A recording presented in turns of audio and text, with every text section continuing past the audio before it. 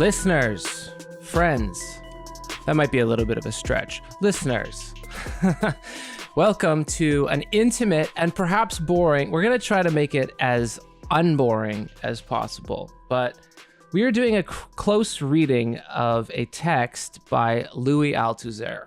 And Louis Althusser, in my opinion, is the best Marxist on Marxism. Ooh, I will stand by that. That's a stake of a claim. You don't think so? Okay. It's partially personal just because he applies this structuralist method, and I'm quite familiar with the structuralist method. It's kind of where I do a lot of the rest of my stuff. So the way that I wouldn't say combines, because that would be incorrect, but the way that he uses the terms, it feels very comfortable to me. So it feels very homey, and a lot of the problems that I would say are stereotypical of Marxism, or even the ones that we use as straw men, I think he solves a lot of those problems for me theoretically. But this is very much a theoretical text. It's very much a commentary on other Marxist theory.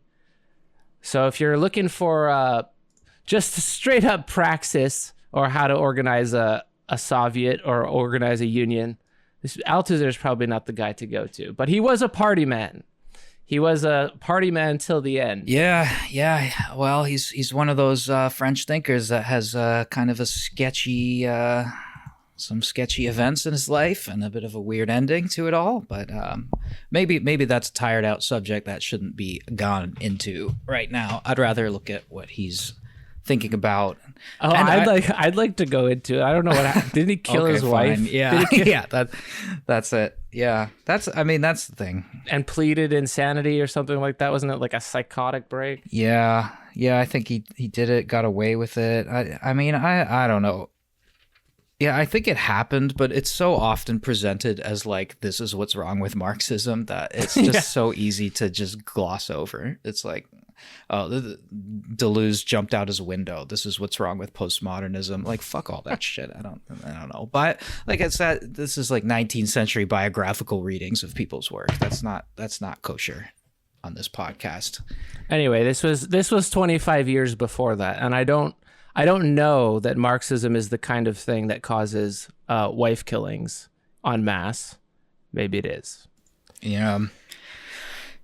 But I wanted to start because this is, it's so dense. I don't even know how we're going to do this in an episode. It's a nice intimate episode, Eric, and we can bring back some of our other intimate episodes. I found a lot of crossover here with systems theory, which we talked about. I guess this is like almost 2 years ago that we did a deep dive into systems theory. Yeah, we did. And I found some crossover here, which is another reason I probably like Althusser among Marxists.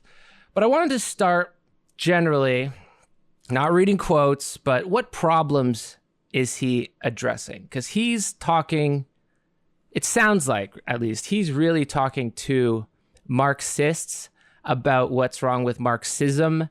And our last episode was on Post-Marxism with Diego, and we're kind of gonna head in the direction of looking at what the possibilities of post-Marxist theory might look like. The first version of that, the people who kind of coined the term, Laclau and Mouffe, they did this in the 80s, and they gave us their prescriptions for what post-Marxism looked like. It didn't really jive with any of us. We didn't really, I don't know. It didn't give that hit. Didn't give that sense of satisfaction. But if we are going to do post-Marxism, I'd like to start with the best instead of starting with a straw man. Yeah. Well, this was like, the moment, this is the 60s we're looking at, right? We're looking at for Marx from the mid-60s.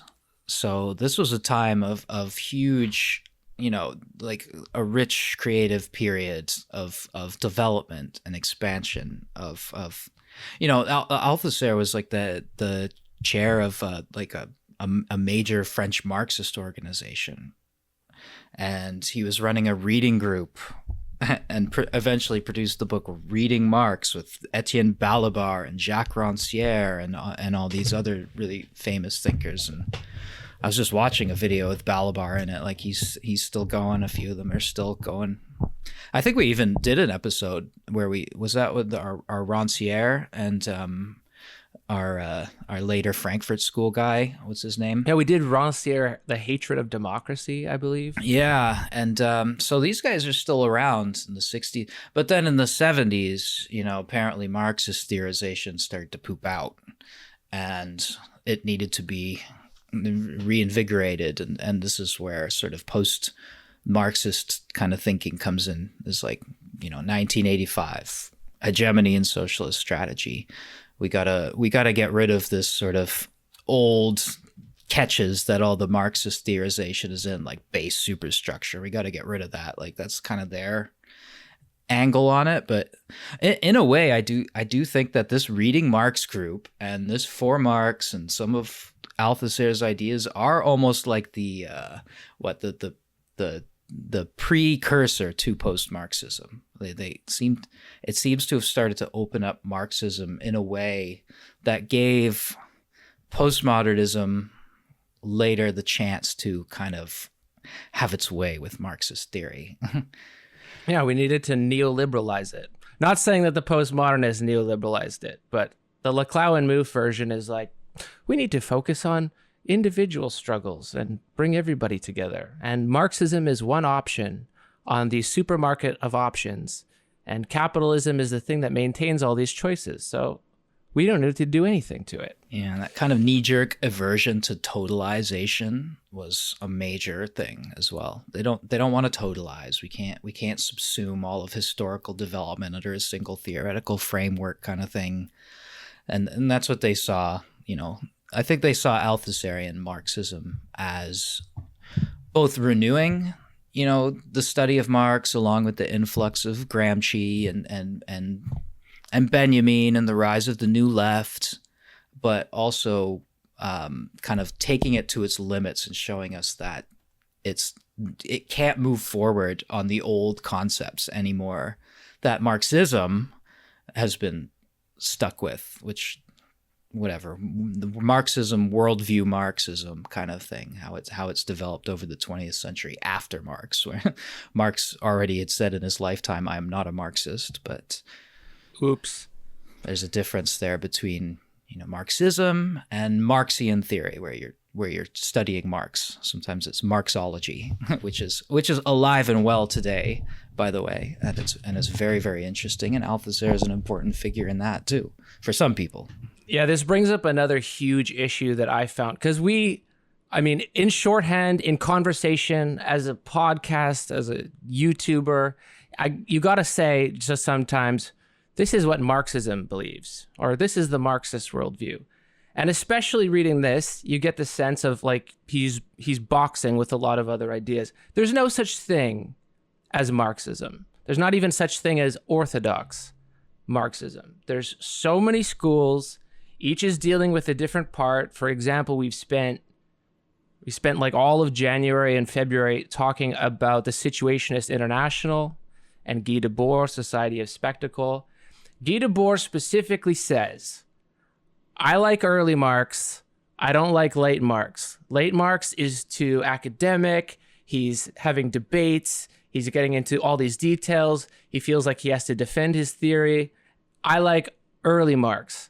Now, this is the flip side of that, because Althusser says you shouldn't read early Marx. You shouldn't read Engels. The only thing that matters is late Marx, which is the Marx of Capital. And yeah, that's right. And he says later Marx fixed early Marx, but we shouldn't be paying attention to early Marx. So what are the problems here? What is he trying to fix? First of all, humanism. That's right. Humanism is bringing into Marxism all of these bourgeois ideals, you could call them the bourgeois ideals of the Enlightenment. We're not talking about equality. We're not talking about freedom. We're not talking about consciousness. All of that stuff about how capitalism feels, which is especially what Debord was focused on. He's like, capitalism feels isolating. It feels atomizing. And the fact that it feels bad, this is a little bit of a simplification, but We need to be focusing on these human values that are contradistinguished with what capitalism is doing. None of that really matters to Althusser. Yeah, apparently, he introduced the idea that there's a break in Marx, an epistemological break between the early and the late Marx. That's one of the sort of enduring controversies of his work. Did Marx completely jettison his early humanism, all his talk of alienation and the development of human capacities to their fullest potential, and kind of a manifestation of a true manifestation of human nature, as opposed to this sort of one-sidedness, this fragmentation, this subordination to capital? That's the question. Did he carry that over into his later work, or did he go through this epistemological break such that we can periodize Marx even into 4 phases, but with a clear break between the early stuff and the later stuff? That's Althusser argues for the break, and he wants to have almost like a developmental theory of Marx, where he gets rid of older concepts and brings in new ones, and that rubs a lot of people the wrong way, especially ones that like capital, but they don't want to see it as not using this. They still think alienation is an important concept. We're alienated from our sort of true, the path to developing capacities or human nature. Yeah, one of the things he says, for example, is one phantom is more especially crucial than any other today, the shade of Hegel.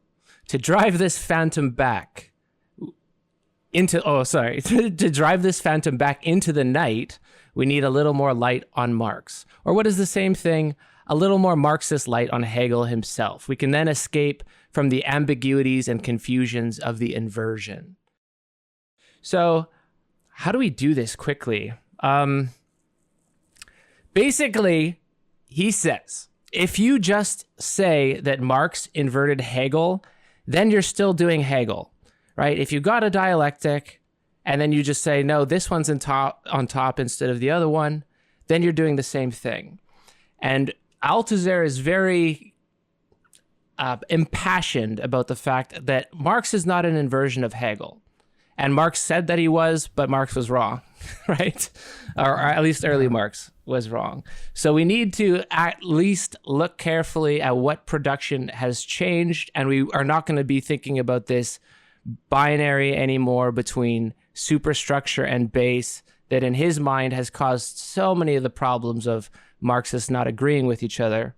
And yeah, he's going to bring structuralism as an antidote to this representationalism, especially when it comes to history. History is really important here. History is infinitely complex, as any of us knows. But if you come at it too conceptually or too representationalistly, then you're just going to be finding the thing that you're looking for, imposing it on history, and you actually don't get any explanations out of that.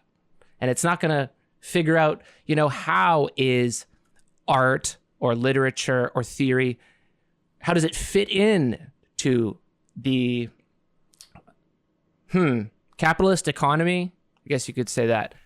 Mm-hmm. That every one of these different modes of life, which he gets from a structuralist by the name of Claude Lévi-Strauss, you have to look at production individually. You have to look at production in every case, because whatever, I want to say discourse is the first word that comes to mind. He probably wouldn't like that, but all of these different codified systems that we have that are developing. We got art and the other aspects of culture. Theory is a developmental process, builds upon itself. Family structures. You can't go back and ultimately say that the capitalist economy determines each of these things. You have to look at their own modes of production. Yeah, it's a little difficult to understand what he does on the production side from just this one article. This book, by the way, For Marx, 1965, is like a collection of articles that he published. This was like him bursting onto the scene in the 60s too, right? He didn't publish a whole lot in the 50s, and then suddenly in the 60s he publishes For Marx and Reading Marx, or Reading Capital, and he becomes a huge intellectual figure and gets embroiled in also these enormous controversies with like European Marxists from like Britain and other places. Particularly, I just wanted to read that quote. Particularly another famous Marxist named E.P. Thompson, who says he I refuse these spurious choices which theoretical practice seek to impose, and instead I declare unrelenting intellectual war against such Marxisms. I do so from the tradition of one whose major founders is Marx. He really, really did not like what they were doing to Marx. Okay, fair enough. There's some other figures who didn't like them either, but that's probably the spiciest quote. Declaring unrelenting intellectual war. So there's maybe the origin of infighting on the left, E.P. Thompson and no, that goes back that can't way be before. the origin. But can you tell me, like, what was his specific objection? Because I haven't read that bit. Well, E.P. Thompson wrote the what's the name of the text? The formation of the working class in England, and I think it is this structuralist methodology and this anti-humanism, or this application of structuralism, anti-humanism. Like, where's the agency, right? This was a big time of talking about the difference between structure and agency, and Althusser's thinking seems to come down pretty clearly on the side of structure and really, diminishes agency quite a bit. And I think that rubs some the wrong way, depending on your view of like how and where revolution is supposed to come from. If there's no agency in the picture, then that just seems like a vanishingly difficult goal to achieve if you have to wait for the right we call it conjunction to provide the conditions for a revolution to become possible, and then the generation of a revolutionary subjectivity and the fusion of all these subjectivities into a single mass which can oppose the ruling classes. So that becomes vanishingly unlikely if you're a structuralist who sees the structural causation as the dominant force shaping human reality. And if I can give a defense of Althusser on this point, the criticism is that if you try to read Marx too philosophically, this is something De Boer would have said too. If you make it into an intellectual preoccupation, then you're not facing any of the actual challenges of labor in real situations or praxis and all that stuff. I would say, okay, it's possible. However, the defense of what Althusser is doing is saying, again, with structuralism specifically, and we could go back to the origin of structuralist linguistics with like Saussure or something, that none of these boundaries are closed. If you want to close a boundary, you want to say, okay, the economy is a closed boundary. Or you want to say the proletariat is a closed boundary. Or even the commodity, I guess you could. I want to specify that a little bit more. I don't have the time to do that right now. But when you look for all these Marxist terms and then you say, this is that, Althusser as the structuralist is saying you are signifying something. You're representing it to your mind in a way that makes you miss all the details. And for him especially, you're missing all the details of how something comes into the world. So especially, most people know Althusser for his critique of ideological state apparatuses. His research into ideological state apparatuses or theories about it come from the most specific examples and draw or try to develop conclusions from there. Because if you think that ideology is just a lie that everyone believes, then there should be an easy solution. You just convince them, hey, this is a lie that you believe. Whereas with the ideological state apparatus, it's this mess that you're called into unfreely. You don't make a choice to be deceived by ideology. You are birthed into ideology, which is why you can't just trust subjectivist accounts of everyone's believing ideology. No, as soon as you answer your name, you are part of the apparatus of ideology.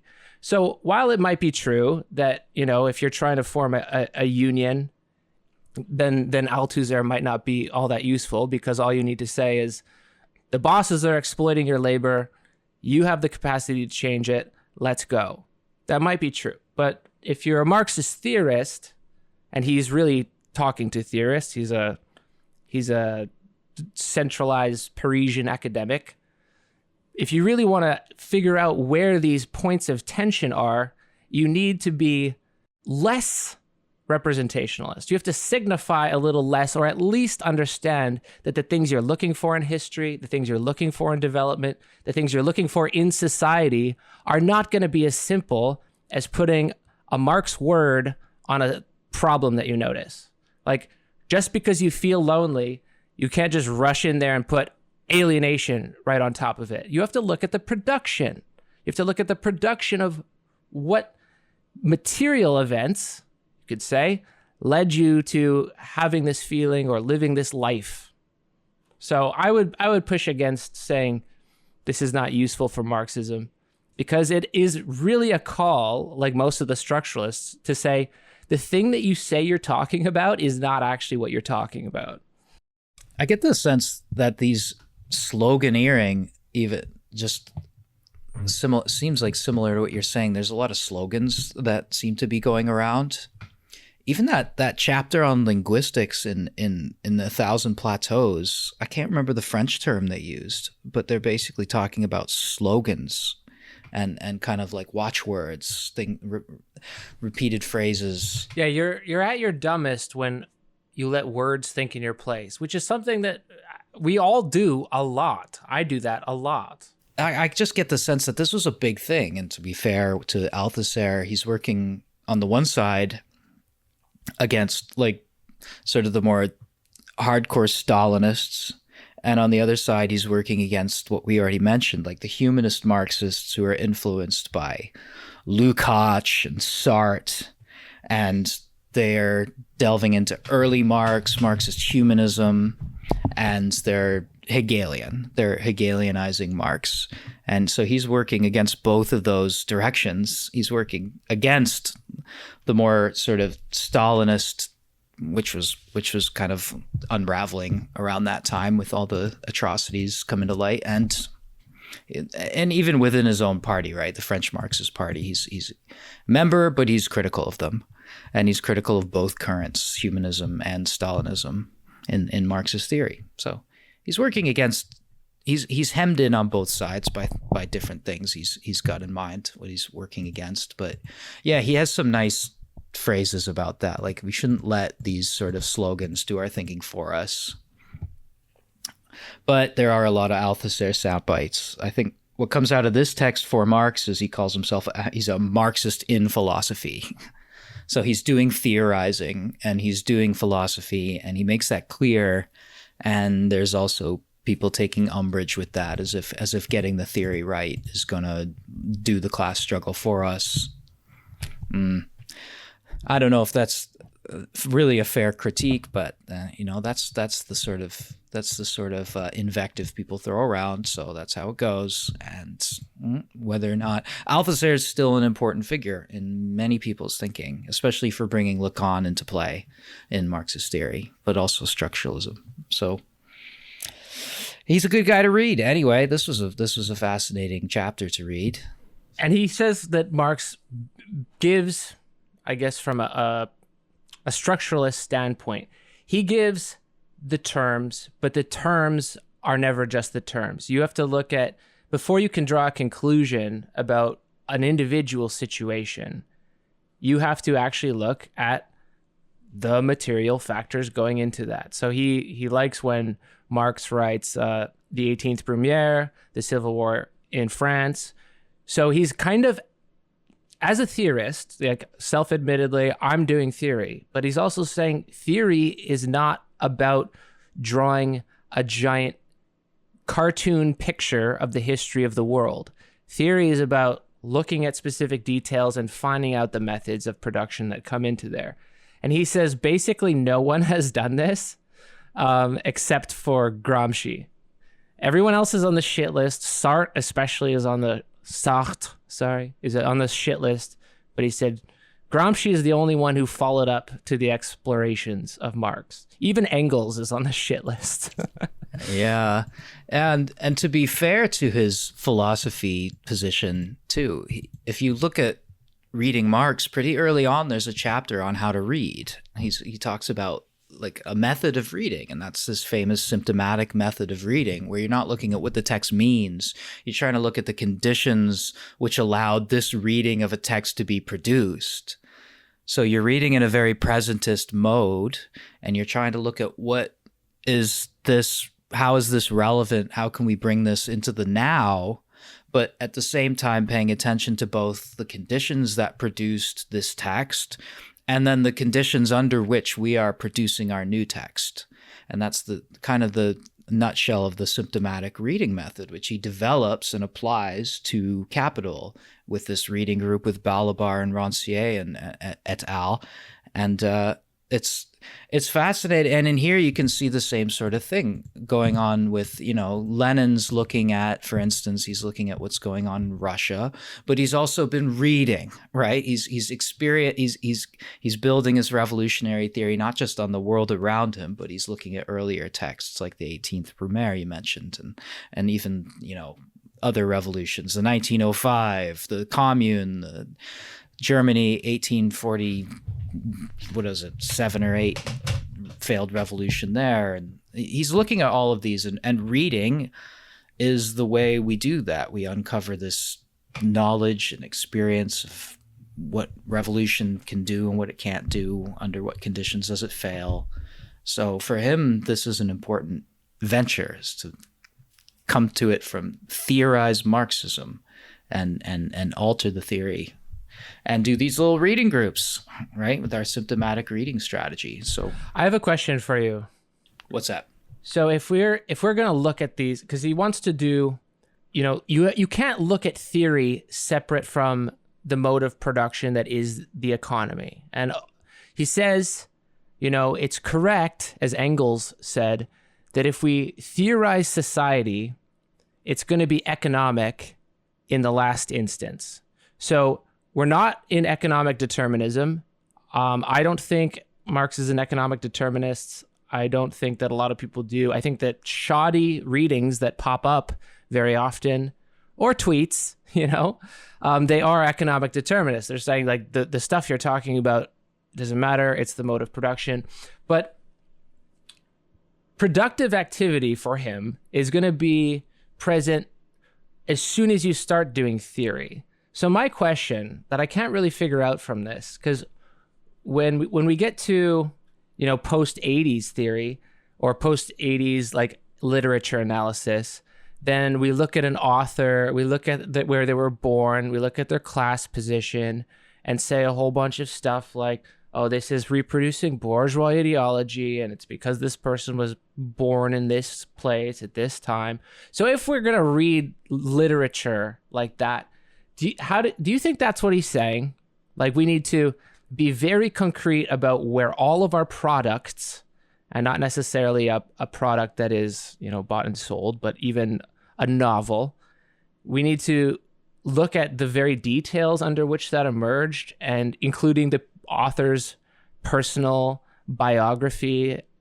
Is he saying that? Because this article came out before any of that was a concern in literature theory, I think. But is that where he's going with this? I don't know. That would be maybe something you'd have to read the text to answer more carefully. I wouldn't get the sense that it's the conditions that produce the author or shape their life. I mean, that would be a part of it, but you're looking at the conditions that are going on behind your back as well at the same time as you're reading the text. You're looking at, your own conditions. You have to have a theory again, because you have to have a theory of sort of what's going on in the world, so you can, and how to grasp it, so you can do this presentist reading and produce a text that is, you know, key to the issues. So they're not doing Marxology. They're not interested in like getting Marx right so much as they are applying Marx in the right way, and getting rid of what they don't need, and renovating or adding what they do need. So I think but you do have to look at the conditions under which the text you're reading was produced, and then your own. So it's like, you know, what we say is now you have to have positionality. You have to put yourself in your research. You have to make your commitments and your interests and your status and position like known, so that someone who comes along later and reads the text can be like, okay, well, this person has these kinds of commitments and these kinds of beliefs, so I can sort of use that to help me read their own text. I don't know, positionality of the researcher. That's a big thing we're always taught. But I don't know, symptomatic reading seems a little more complex and has a goal, as opposed to just kind of being honest about where your funding is coming from or something like that. Yeah, that's kind of this fantasy of transparency. Like if you put it all on the page, then it's true, or then you've addressed the potential issues. I don't think that's what he's saying, really. It's more like history, and if you want to divide society, right, you can divide society into a bunch of stuff. You can say politics, we got economy over here, we got the artistic production and production of literature over here. And the concept, if we can get into the text and the title of the text, this word overdetermination, because overdetermination, there's an infinite complexity that I think he thinks most Marxists will not admit to. There's just an infinite complexity. There's accidents. There's stuff that seemingly comes out of nowhere, unpredictable events. And you can't theorize. This kind of goes back to our systems theory stuff before. You have a position of observation, but to theorize anything, you have to reduce complexity. You have to take all of the events that happen ever and reduce them into a sort of narrative. Now, Marxism, all Marxisms do that. All theories, you could argue, do that. But he's arguing for, you have to start on a detail, start on an instance. Don't say that everyone's just stupid and deceived by ideology. You got to find out the actual events in which ideology is brought into the world. And kind of mirroring Lacan, pun intended, the mirror stage would be one of those events, if you could argue. His moment of interpolation is that you're already caught in ideology. The only thing you could ever do is look back at the moment you were in ideology, because you can never be outside. And as a theorist, you can never be outside of theory. And as a historian, you are never outside of history.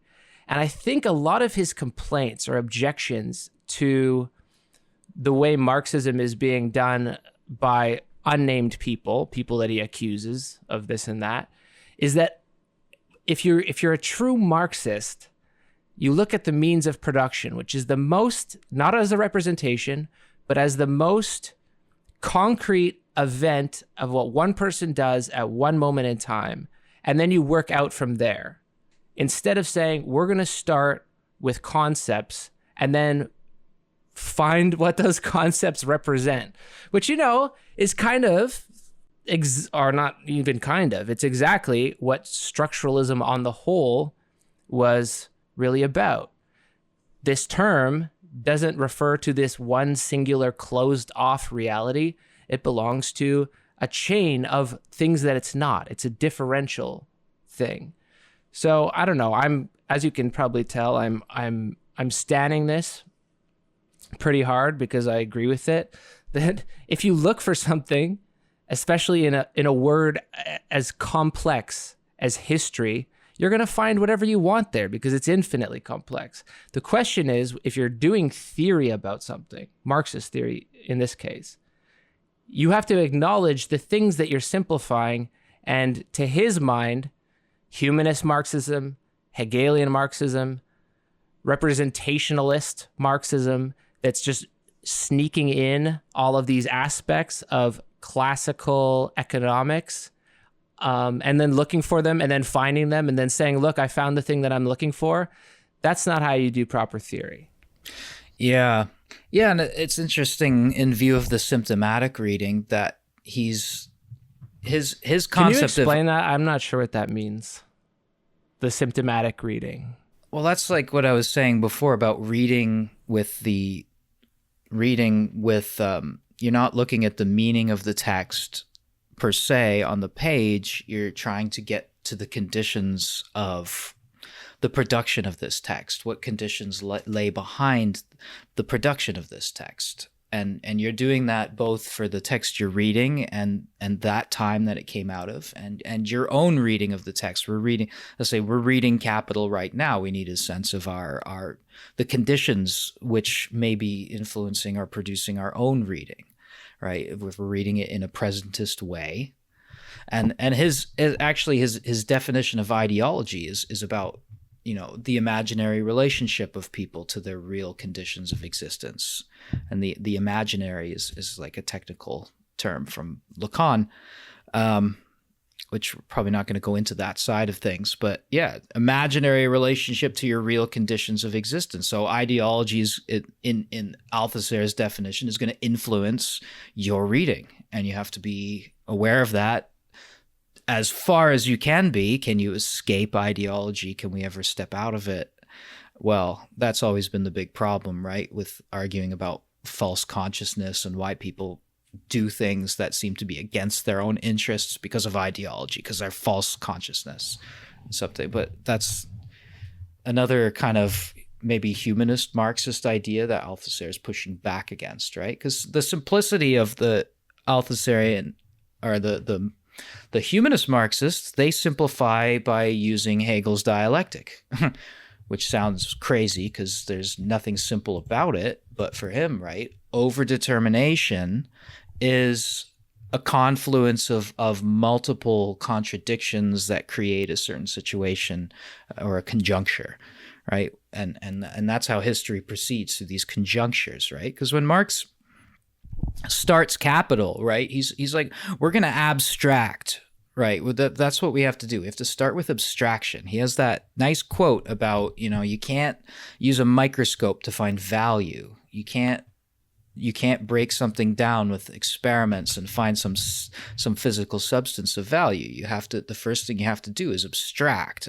And so what's the basic form of capitalist mode of production? Is the commodity form. So he starts with the commodity form, and then he gets to value, and then he gets to money in the next chapter, in those first few chapters of Capital. So that's, the Marxist method. Okay, it's abstraction. But yeah, this what I was saying, this simplification of this dialectical perspective that he thinks these humanist Marxists are using. The dialectic is never overdetermined, because Aufhebung is suppression and overcoming. It internalizes the previous contradiction, and it kind of doesn't play a role then in the next stage of development. It suppresses the former contradiction as it overcomes it. Suppression, conservation, cancellation, all those meanings we're told that Aufgeheben has all these weird meanings. And so you get to a whole, eventually, the idea, but you've gotten there from a determination. One stage is determinative of the contradictions, and et cetera, et cetera. You don't get over-determination is the issue, right? So that's why over-determination, and then he gives this long example of how Russia, over time, collected all of these contradictions, right? It was very progressive, but it was also very, very backwards. It had a czar essentially like a king, but it was also kind of modernizing at the same time and had extraordinarily progressive elements in its society. It was the odd man out in the geopolitical landscape. It had the most, and therefore it was uniquely the place where revolution would happen if it were to happen anywhere, and it did. 1905, and then again a decade later. And it wasn't supposed to happen there. But Althusser is very against that kind of language. Like, oh, it's supposed to occur in Germany first. And he says this supposed to is a bad reading of cause and effect. So I don't know what kind of, what mental definition, like heuristic, are you using when you hear overdetermination? Because what I'm working with is you are saying that like one contradiction, you can isolate it, you can simplify it enough so that it looks like a single contradiction.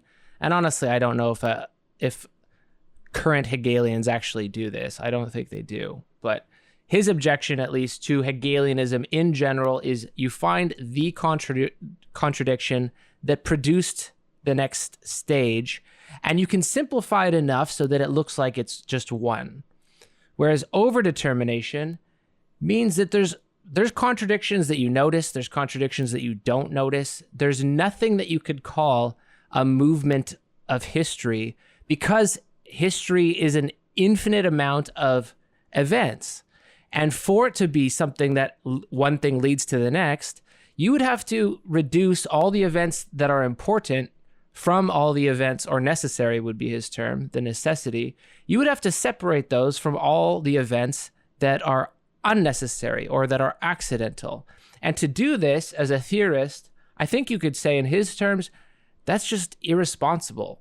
That's giving a position to human knowledge and theoretical knowledge that just dominates, all of nature, every single thing that happens, where you're like, I can sit here and determine this thing from this thing from this thing. Whereas his mode of looking into these is, let's take a single example. Let's look for the contradictions in one example. And then if we have time, if we have enough time in our life, then we can move out from there. Or do you have a different definition of overdetermination? Sorry, that was a long roundabout way of asking, what do you think overdetermination means? Yeah, my heuristic is usually that if determination, in this sense for him, I think dialectic is a simple.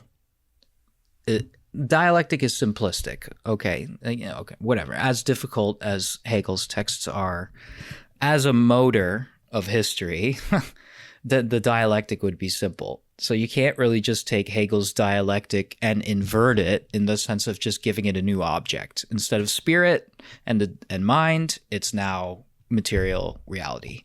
You can't just do that. You have to transform the dialectic to its core, right? And for him, the outcome of that is instead of working with simple contradictions between two opposed elements, we're looking at an overdetermination where multiple contradictions accrue in a certain, and that'd be historical if you want to look at examples of that sort of thing. And it's the same sort of thing with Marx, right? He's abstracting what I was saying. He's abstracting the commodity form so we can look at the capitalist mode of production in its purest way. But in practice, we live in mixed modes of production. There is still slavery in our society. There is still serfdom and indentured kinds of personal relationships of domination between people. And we have this overbearingly burgeoning thing we call the capitalist mode as well. It's always mixed. But if you want to do an analysis of capital, you got to start by abstracting from all that messiness and try to come up with some pure concepts, not formal, but form has a kind of a different meaning here. But you got to start with the commodity form and get your pure theory out of the way, and then you can start to look at the real conditions and notice the mixing and and I think overdetermination is a way of trying to account for that. Instead of just having a base and a superstructure, you have the level of the economic base, the means of production, and the relations of production that obtain as a result of that configuration. And then the ideological superstructure. He's breaking it down into different levels. All right, you have the level of the economic still, but you also have the political, the societal, and the theoretical. Sometimes he calls it theological. Sometimes he even just puts philosophy up there on the fourth level. And you got to look at those four levels. And so I thought it was a little bit like systems theory in that way, because it's very much like Talcott Parsons for kinds of ways of analyzing through his social theory. But at that time in the 60s, American social theory was seen as bourgeois science. So they had no truck with it. But Althusser's theory does have some like strange echoes of it. So he's opening it up, right? That's essentially what, Chantal Mouffe and Ernesto Laclau were saying, is that like if you want to save the base superstructure distinction, then like Althusser represents the most advanced, kind of fanciest footwork way of preserving this basic base superstructure distinction. And for them, they just say like, let's just get rid of that. Like, they don't see these levels, these four levels, as sort of relatively autonomous levels, in which the economic level is in the last instance the determining level, but the last instance may just like never come because things keep happening. Other things keep happening. They just say, fuck the last instance, fuck not the last instance. We don't want any of that. We just want to have relatively autonomous spheres that are equally determinative of history. I honestly went through a bit of a struggle with this, because part of what it is to say that every event is overdetermined, it's the same as saying that every event is unknowable. You can't know causation. Causation is not the sort of thing that you can figure out, which I agree with. So that's not the part I was struggling with. But I feel the pain of those Marxists who are like, well, then there's no praxis, because if what you're saying is true, then it's impossible. And I feel like he's right. You can't reduce, and this is a systems theory term, you can't reduce infinite complexity to the sort of puzzle that you can just figure out and then walk away from it because you finished it. What this is to say epistemologically, and he uses Marx to defend this, that history is infinitely complex. And for him, this is to be found in Marx. The infinite complexity is in the fact that the relationship over the means of production is never the same. It's never the same in one situation to the next in the same society, let alone in history as a whole. So yeah, I would say many groups, right? There's many underclasses, you could call them, right? Like there's not just the working class in the industrial factory. There's many different kinds. Yeah, there's the prisoners in the prison system that are also producing. They're not part of the working class. Especially in the private prisons in the States, right? Yeah. So he's saying once you get down to, or once you try to get down to the bare bones of this, you're going to be doing simplification. And this is true, I have to assert. This is true of any theory. Always theory, you need to simplify. But the starting position is really what he's objecting to, because in a Marxist paradigm, and I guess he would call this orthodox Marxism, or we sometimes use that as a shorthand, but it applies to so many people who are like, I'm a Marxist, and then I'm going to do it this way, which is to generalize history and then find the details that fit your generalization. And on the contrary, this concept of overdetermination is to say there's this inertia in things that happen. There's an inertia that is caused by complexity that cannot ultimately be reduced. There is always a gap in this distinction between I am now talking about the political sphere, I am now talking about the social sphere, I am now talking about the sphere of labor, whatever the fuck that means. So in a sense, I can see why people would disagree with this, even though he's right, because it takes away the theorist's job a little bit, or it says your job doesn't matter nearly as much as you think it does, because you're basically standing back from a history that you're a part of, inexorably, and you're writing a story about it, and you want us to take the story seriously. And I don't know. That's why I understand why people would object to it, because sometimes really what we need is a good story. What you need to get the workers to rise up is not a bunch of theoretical complexity. You need a good story.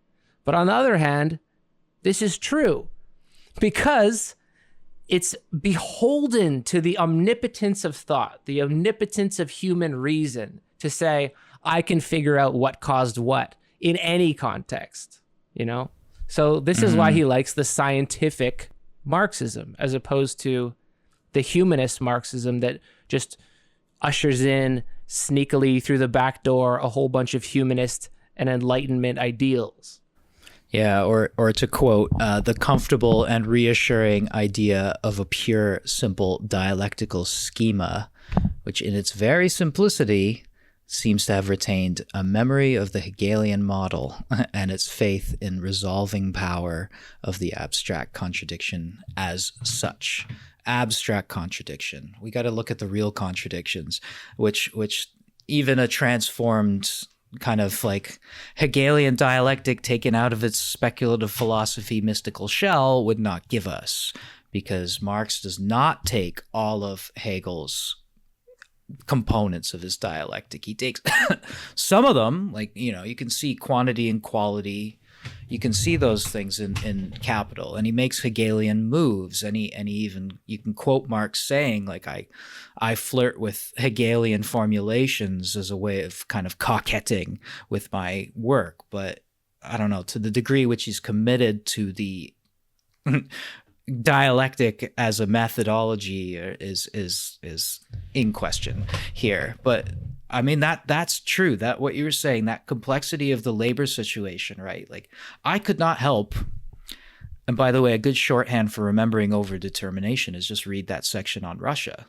And he says Russia, you know, the situation in Russia was precisely a result of the intense overdetermination of the basic class contradiction. I couldn't help but think of the United States as being the place today. Is that not what we would then need to look for? Is where in the world right now is accruing this level of intense overdetermination, where you have like sort of backwards and forwards elements so close together? It's like the fucking United States, right? Like banning abortion right now. And look at the working class struggles going on right now. In the news recently, I have seen strikes coming from rail workers, from all those crazy fucking white noise style Don DeLillo crashes releasing chemicals. I've been seeing nurses and medical workers, the Starbucks stuff, yeah, all that unionization stuff at Starbucks and Amazon. I've been seeing all kinds of different groups, the Uber drivers, like so many different. Like, how do we bring all of that together? That what needs to happen is what he calls here now a fusion. If this situation is right, which it seems to be in the United States, but who fucking knows, then there must be some kind of like, now here's the situation for a fusion to emerge. But you're never going to see this if you're using the dialectic untransformed. You're just going to see, you know, simple, pure contradictory ideas in an abstract progression of history towards some kind of end, which is where his anti-humanism comes from. There's no subject of history, he's saying. That's one of his famous lines, right? There's no subject of history. We're not, you know, that's what anti-humanism, or the problem of the subject of history. We're looking, it's like what I said last time. We're looking for the revolutionary subject. Where is it? Where is it? Where is it? By the 60s, it's like, okay, well, it's not the working class, because they like their abuse. They want to be whipped. So who is it? Is it someone, is it new sexualities? Is it new, I don't know, job groups that are emerging? Is it us? It's the students. Is it me? I don't know. No, like, you gotta look, who's the revolution? No, the revolution has to produce the subjects. That's the whole point. You never know till it happens, and it might not ever happen. Yeah, that I wanna stress that. That's a great insight, man. I'm sitting here stroking my beard, thinking about that, because the revolutionary subject, I don't know, if you want to go back to the French Revolution and say this is like the bonded bourgeoisie and then all the hungry people behind them. And then in a Marxist formulation, or at least a crudely Marxist formulation, the kind of Marxism that we're trying to deny here, representationalism, then the subject of history is not individuals any longer. It's the proletariat. It's the proletarian class suddenly comes into awareness. Hopefully, we pray and hope and sit on our hands waiting. And then that becomes the revolutionary subject of history. Mm-hmm. But this is saying the opposite, the anti-humanism aspect of it is subjectivity does not precede events. Events produce subjectivities. And if you know Althusser's ideological state apparatuses, his theoretical example is the interaction with the police is what creates your subjectivity in certain cases. So, or Lacan even, your interaction with the mirror is what casts you into the imaginary. And you become the I that says I after that, and you know what you're talking about, but you actually don't know what you're talking about. So the confrontation is what creates what we call subjects after the fact. But the wrong-headed version of this philosophy is to say that subjects come first, that if we only awoken all of them, if we turned off Fox News and forced them to read the Communist Manifesto, then the revolution would occur. But the case is, no one has the freedom, the consciousness, the control to make that happen. We could call it the environment, to use our systems theory again. The environment causes subjectivities. So the only thing that could do a revolution is not the status quo at the moment. It doesn't look like, I'd say. We're not sure. But crises, for example, widespread crises produce subjectivities, but you can't produce the subjectivity first. Yeah, to bring about the crisis, to bring about the revolution. True. Yeah. That's a better formulation than I did. It's like, yeah. Yeah, we have no subjective history, and he also wants to get rid of the historicism of Marxist thinking, which sounds a little bit strange at first, but historicism would be maybe associated with someone like Foucault now. But just, I think historicism, instead of historical, the dialectic is historical, but it's not historicist. And when you say historicist, what you're talking about is sort of a relativistic position then. It's relative, like the ideas and the possibilities of that time are relative to that point in time. You're historicizing, you're a historicist.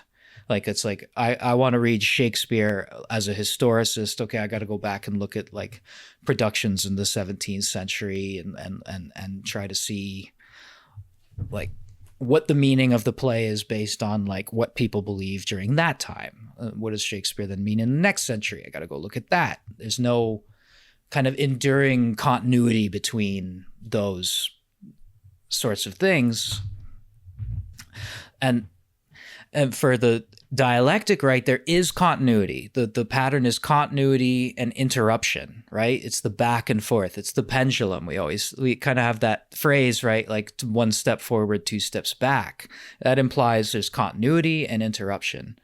For Althusser, that's historicist. Historical would mean that there are just breaks. There are not...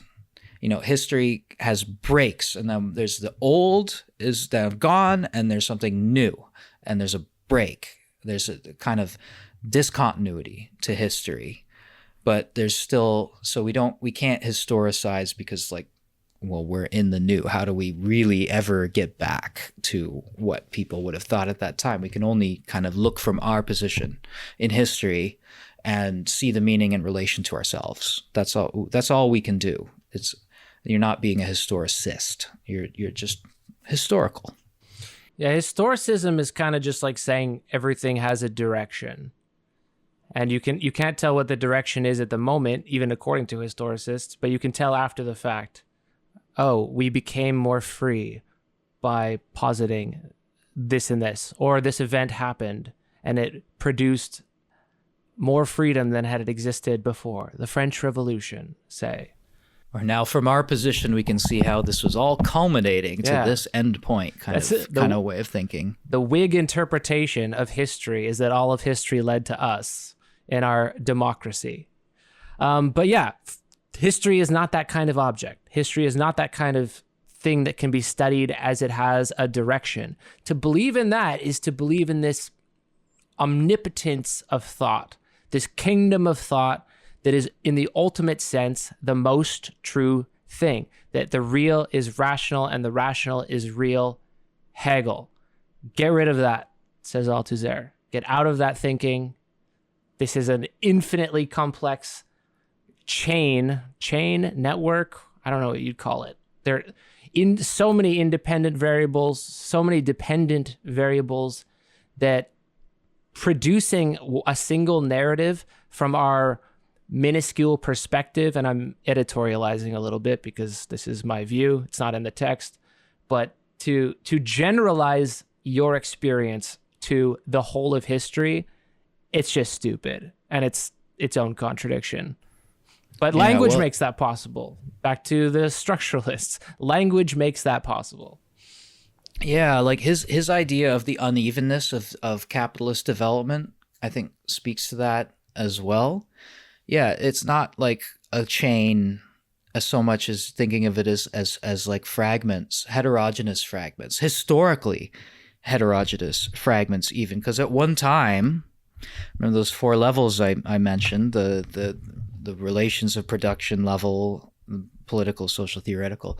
Each of those levels can have components which may be from different historical times, different periods. You can isolate them. You're not homogenizing the historical period. You actually sort of, that's what the historicist would do, is they would look at everything as, you know, this homogeneous sort of bequest in some historical periods. Whereas Althusser sees, again, just like the Russia example, all of these contradictions that are accruing each have their own history, and they each have their own point of origin, and they may be very different, and they may originate even as anti-revolutionary concepts. They may originate as something that was meant to suppress the working class. But the fact that they've all come together in this configuration, in this state of intense overdetermination, means that something happens. There's like a spark there.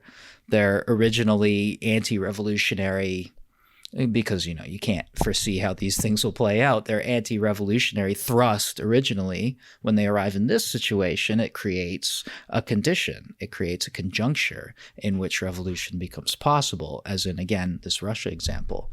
So even these different levels, they're not homogeneous historically. They have all these different components that each have their own. And so he's opening up this field as well, and within the superstructural analysis. So that's another component, I think, of his historical view, is that they can come from different modes and different periods of history. You can have, again, elements of feudalism and slave economies coexisting with capitalist modes and other things as well. It's like, it's not unlike, but you can probably see the difference between Raymond Williams' theory of residual, dominant, and emergent, right? You have the residue of the old mode. You have the emergent, let's say, whatever, I don't know, something new. If we're in the capitalism would have been emergent in the period where feudalism was dominant, and then the residual would have been slave society or something before that. But you can still see that's kind of a dialectical chain, as opposed to just these like sort of fragments of history coexisting in a single place, in a single time. And famously too, you know, Raymond Williams has his base superstructure theory, and he tries to open it up by positing a dialectic between them, right? Like the base determines the superstructure, and the superstructure determines the base. There's a mutually determinative kind of relationship, which I don't know, anything that's mutual to me seems like a trap. Yeah, I'm trying to theoretically anyway. I'm puzzled, but I'm trying to fit this into where you're talking about all these modes exist together. Like, for example, we still have a queen. Oh, no, we don't. We still have a king. You and I are subjects of the crown. And ultimately, like the Marxist view, I don't know if this is Marx or just Marxists, because it sounds like Marx to me, but I think Althusser would point out that there's more contradictions than one in play here, that they did not gain wealth by the exploitation of labor necessarily. They have accumulated wealth from a previous system, and the accumulation still exists, except that they don't own it. The crown lands are now owned by the government, and the government is able to rent them or, lease them to private companies. So is that the same type of contradiction as exists between the bourgeoisie and the proletariat, or is that a different form of contradiction? I'm sure there's actually probably an easy answer to this that I just don't know, but at least I can say this is not the same thing as bourgeoisie and proletariat as the subject of exploitation. Mm-hmm.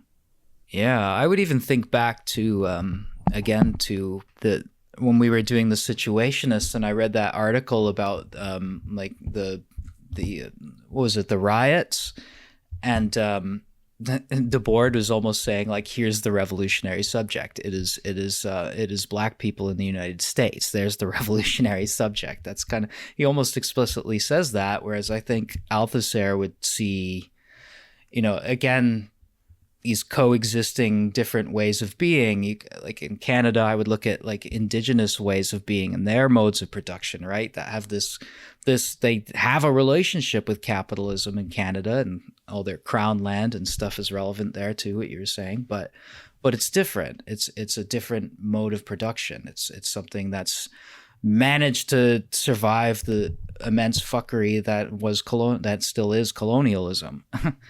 And so you have these mixed modes. You have different things. I don't know. Maybe I'm getting it wrong, but that seems to be what he might be thinking about. Well, I do want to clarify.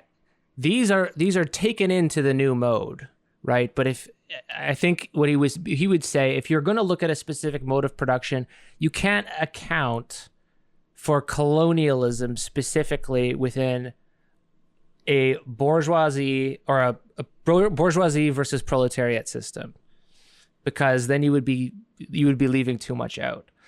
But I wanted to at least close on this, or ask the question, because this is one of the most interesting questions to come out of this. Marxism is very often accused by people who don't understand it, and sometimes by people who do understand it, as being economically determinist. And Althusser tries to carefully step around this, allow it to be possible, but not really say that this is the case. So if you're an economic determinist, then you say, in the end, all historical change, even most historical events, in the end, in the last place, you can say, has some economic cause. And Engels specifically says, if you're saying that's the only cause, you're wrong. I'm not with you. That's an abstraction. That doesn't make sense. But if you were to carry the critique far enough, at the end you'd find an economic cause that you could specifically define. And what does Althusser say about that? In the end, it is economic, but we never reach the end because we're always within the process. So I wanted to know how you interpreted that part. Yeah, like I think in the last instance is like it's like almost like a longue durée thing, right? If you look at broad swaths of history, then economic forces are determinative. But when you look at the local and really get into the fine grain stuff, that's that's not going to help you. And it's just the last instance. Let's cast it out of our analysis for now and keep it in the background. That's kind of what I thought about it. But then, this last instance never comes thing, right? Like later thinkers will hold that up as one of the contortions of Althusserian theory. Like look at this pretzel he's had to twist himself into. He's had to say it's the last instance, but the last instance never comes. So that's a problem for some people. And Laclau Mouffe want to just jettison the whole distinction, and Althusser wants to break it up into 4 pieces, and others have different solutions to that problem. Okay. But I don't know. I still today have the sense that capital is what runs the show. No matter what, there's local movements that can perhaps evade or insulate themselves from markets and from global capitalism. But in the end, it's destined to fail, right? Like the fall of the Soviet Union, the entry of China into the capitalist world markets, like these things, it just seems like, it's capital right now just seems like the water that can just cut any mountain down given enough time. That's what I kind of think. I still think this last instance, it's never fully realized, but it's always kind of there. I don't know. You get the sense when you're looking at politics, when you're looking at decisions your school is making, when you look at even your own life, what's going to motivate my behavior today? It's often money. So I don't see why this last instance thing is such a big deal, but I do see the point of, getting into these abstruse theoretical discussions, or at least the impulse to do it, to see exactly like where to draw that line, like where does this instance come into play? What's the freedom between, the structural causation and, free choice of an agent within this situation? I don't know. It's difficult to say, but I think we do have a kind of local freedom, but I don't know. Money makes the glass call in most situations that I'm privy to. Yeah, I think I can see what he's doing there, because the intention is to say, like, I'm not throwing this whole thing in the trash can. He's saying, I think, money is the most important thing. But if you go into a theoretical situation where you're looking for an explanation, and you start out with money in the first instance and say, like, if I follow the money, then I've explained it, then you're going to get a lot of things wrong. Like if you come to, for example, the history of art and say every artist did everything they did for economic reasons in the end, you would be wrong. In the end, did the discourse of art just become wholly subservient to capital? Yes. But the whole point, I think, of this last instance thing is you're never at the conclusion, because history is still history. It's still a process of infinity events, infinity individual decisions.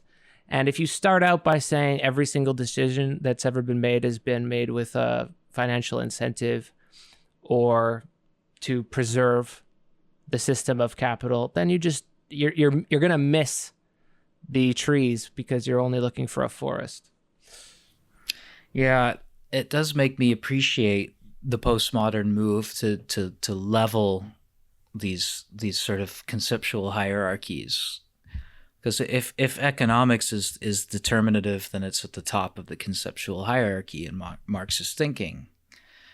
And to me, that's kind of like trading a Cartesian like ontological dualism for a methodological dualism, where your method is divided down the middle between looking at infrastructure, and on the other hand, you're looking at culture or superstructure or whatever the fuck superstructure really is. And so you just trade one dualism for another. And so I think collapsing these distinctions or de-hierarchizing them or flattening that out. It's not a flat ontology because it's not ontological, it's methodological, but even that's a problem, right? the difference between the system and the method, that's still a problem because the method is all important. So how do we see infrastructure and superstructure as sort of collapsed into one another? I think that would be maybe the postmodern move, is to see them as often switching places. Yeah. One person's infrastructure is another person's object of contemplation. There's no, why would we point to one thing and say that is part of the infrastructure? Like, you can't really do that because you're abstracting already from the messiness of life, and so you're just fetishizing your method, methodological fetishism. Yeah, you can see that with Baudrillard, for example. Like, the signs, this exchange of signs is even more important than the exchange of commodities. Yeah, so hopefully if anybody has any recommendations on new things, new thinking on these subjects, but I would look at sort of the newer Marxists too, like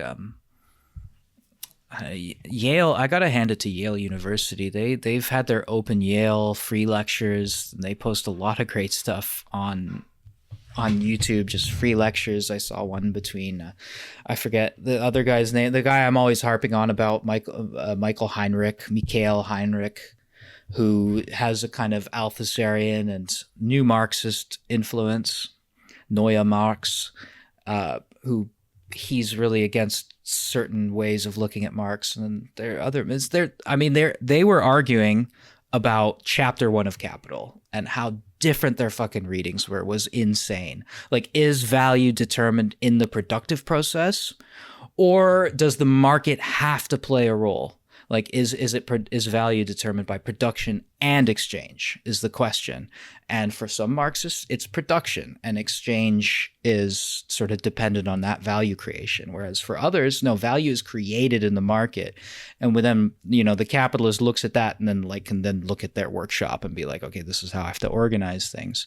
So, and I'm a little more convinced by the sort of, maybe the Heinrich, not neo-Althusserian, but he's definitely sympathetic towards this developmental reading of Marx, where there were revisions, maybe not breaks, but evolution in Marxist thinking up to the end of his life, and even beyond, because we're still getting new texts and new drafts of Capital, and we're still waiting for the MAGA project to publish that enormous critical edition of all his works. It sounded like you said MAGA project.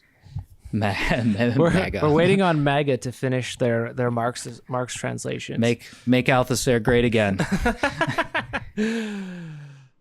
I mean, what he's ultimately saying here, and I think he actually goes in on Engels for having a really bad interpretation of what its economic in the last instance means, but he is pushing away, as a good Levi-Straussian might, not a Straussian, Levi-Straussian might, in saying that there's so many objects of concern that if you reduce economic necessity to the only necessity in history, which, by the way, again, Engels said was not true. So any Marxist who you hear saying that that's true disagrees even with Engels, who Althusser thinks is wrong for different reasons. But if you say everything is only economic, then there's no point in doing anything in life at all except for economics. And that, I'm sorry, quite simply is not what human life is. And now a commercial for an investment app. No, that's not what we want to be doing here. Yeah, economism, and technologism, those are the names for those kinds of thinking, right? Economism, market determines everything. Technologism, production determines everything. So I do think this view where value, which, commodity form is constituted by value, and value is an abstraction, right? It's abstract labor. It abstracts concrete labor, homogenizes it, sticks it in value, that becomes part of the commodity form, which is, in exchange, value is created in this way. And so there's a relationship between production and the market in the creation of value. There's a role for both of those things. So it's kind of techno-economism. I don't know. Maybe that's a compromise to move forward with instead of choosing one or the other. Yeah, just not humanism. Yeah, just not humanism. We can do technology, we can do economics, but no humanism. And I guess what I would say just to conclude this, despite what I say in other media and despite what I say because it's reduced to sound bites and 270 characters, there is no such thing as singular causation. That's a thing that I will hold to. That's what Althusser is saying here. So it's useful heuristically. It's useful because sometimes you just have to tell a story. But if you look at the complexity of the world, of all the decisions that cannot ever be added up into an aggregate of decisions, there's always accidents, there's nothing necessary, then you got to be more careful. Which is, funnily enough, the same thing that many of the post-structuralist language people say about language. There is no singular references that you can just close and leave on the table and walk away from. Yeah, and overdetermination is a nice way of saying that complex causation. We might talk about in systems theory, we might talk more about circular causation, the way that, but even in that case, you got to be kind of careful. But yeah, complexity, right? Causal complexity is always what is going on. There's no simple abstract principles that are simply opposed and then absorbed and suppressed. Which is exactly, we studied this for 2 months. This is exactly what Guy Debord just had no understanding of. The spectacle, that's all fake. Production and ownership, that's all real. All we're dealing with is fake shit. They don't interact at all. That's wrong. Sorry. Yeah, because that's, Baudrillard is probably a little more nuanced and deep than and then he would never say that there's like sort of an economic behind the spectacle, which is what it's all really about. The spectacle is just the veneer on capital circulation. Or Deleuze, right? There's not these layers. There's not like the one layer that leads into the next one, or the one layer that is primary and then secondary layers on top of that. You need immanent theory, not layered of the important things that we've decided are important compared to the accidents that we've decided are not important. Yeah, he flirted early on with the surface depth stuff, and then by the time he's writing with Guattari, they're talking about double articulation, which is quite different, a whole other can of worms. But yeah, I like this move towards, I don't know, I guess you'd say away from maybe Hegelian objective idealism, which is like monistic, right? It's not a dualism. It seems to me to be monistic, but it's idealist in its objectivity, and we need to be more of a materialist objectivist, and even like pay attention to when like methodological dualism begins to creep into our thinking, and we start to make these separations and forget that they're just formal. Yeah, that they're just to help us understand. Yeah, it's a monism with very knowable moments, as opposed to this, which is an anti-dualism that's just saying there's no, in the end case, there's no one who knows anything, which is not to say that all knowledge is equivalent. It's just to say that whenever you know one thing, you are simplifying it at the expense of another thing. And that's just the way that knowledge works.